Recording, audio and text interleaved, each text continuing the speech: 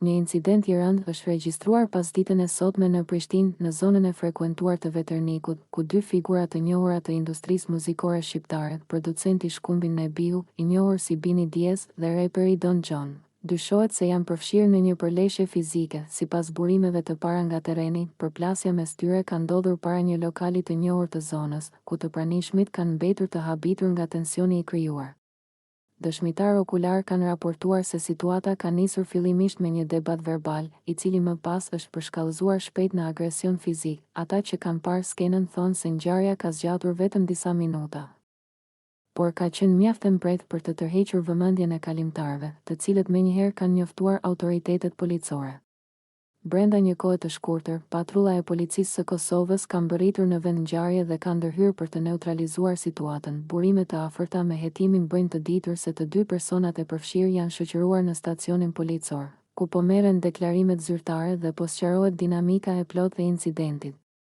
Ndërkohë, nuk dihet ende nëse ndonjëri prej tyre ka pësuar lëndime të dukshme apo nëse do të ngrihen akuza penale. Ajo që mbetet e paqartë për momentin është shkaku i konfliktit.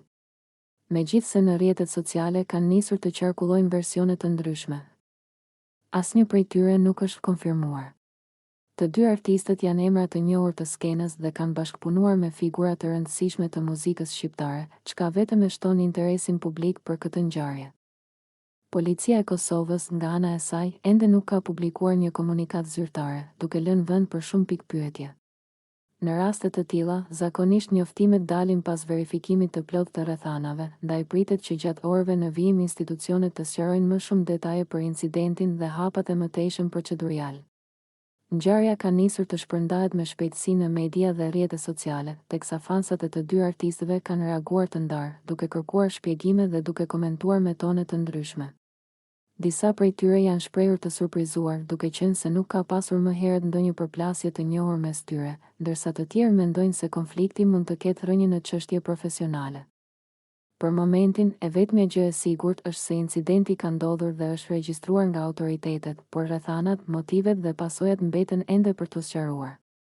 Interesi publik është i lartë dhe pritet që zhvillime të reja të publikohen së shpejti. Nëse ju pëlqeu kjo video, shkoni në kanalin e YouTube-it Big VIP Albania Kosova, që e gjeni në bio. Mos harroni që të bëni subscribe dhe të klikoni butonin e ziljes që të informoheni për videot më të reja.